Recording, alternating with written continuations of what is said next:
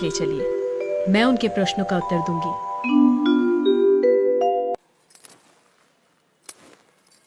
राजन, मैं प्रमाण देने के लिए तैयार हूँ, पर उससे पहले मैं कुछ चाहती हूँ। क्या चाहिए? थोड़ा दूध।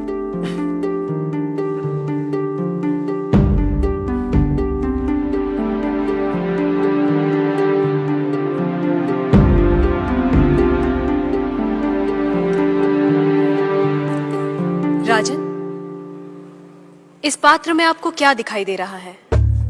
दूध? क्या दूध के अलावा कुछ और दिखाई दे रहा है? नहीं।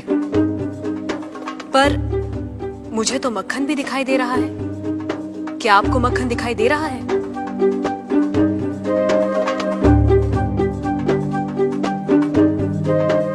नहीं। पर राजन, क्या इसमें मक्खन नहीं है?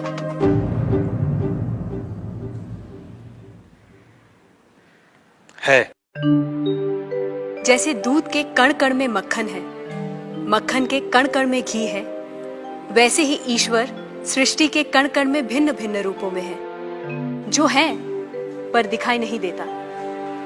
जैसे दूध से मक्खन पाने के लिए उसे मथना जरूरी है, उसी तरह वेदांत के श्रवण, वेदांत का मनन और उसके निहितार्थ पर निरंतर ध्यान के द्वारा ही ईश्वर का अनुभव किया जा सकता है। राजन, क्या आपके पहले प्रश्न का उत्तर आपको मिल गया? मैं मान लेता हूं, पर वो किसे देख रहा है? किस ओर देख रहा है? क्या मुझे एक जलती हुई मोमबत्ती मिल सकती है? राजन, ये रहा आपके दूसरे प्रश्न का उत्तर। प्रकाश की ये लौ कहां देख रही है? किसे देख रही है?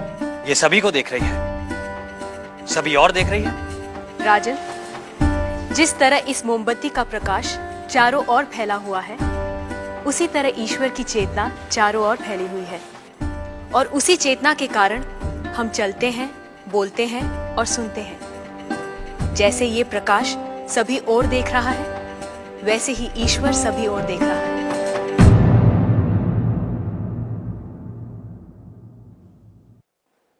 अब आपका तीसरा प्रश्न।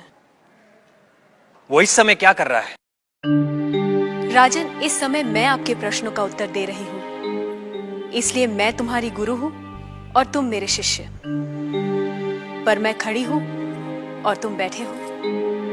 यदि अपने प्रश्न का उत्तर चाहते हो तो तुम्हें मुझे अपना आसन देना होगा।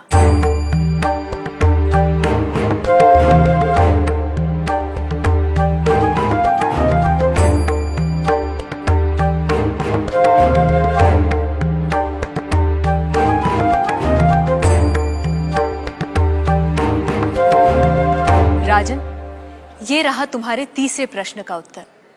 कुछ देर पहले आप सारे मंदिरों से मूर्तियां हटवाने का विचार कर रहे थे।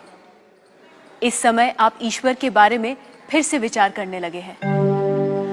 आप मेरे स्थान पर खड़े हैं और मैं आपके सिंहासन पर बैठी हूं। इधर एक राजा को सामान्य नागरिक का स्थान और एक सामान्य नागरिक को राज सिंहासन दे सकता है, ये आप देख रहे हैं। आप मेरे स्थान पर और मैं आपके स्थान पर बैठी हूं। ईश्वर इस समय ये करवा रहा है। उस अनंत और असीमित शक्तियों के स्वामी, जिसने ये सुंदर, अद्भुत, विस्मयकारी और महान संसार रचा है, जिसमें सूर्य, चंद्र, तारे, ग्रह, नक्षत्र अपने अपने स्थान पर स्थिर और गतिमान है, जिसके कण कण में एक व्यवस्था है। ऐसे शब्दों और ज्ञान से परे ईश्वर के लिए क्या संभव है?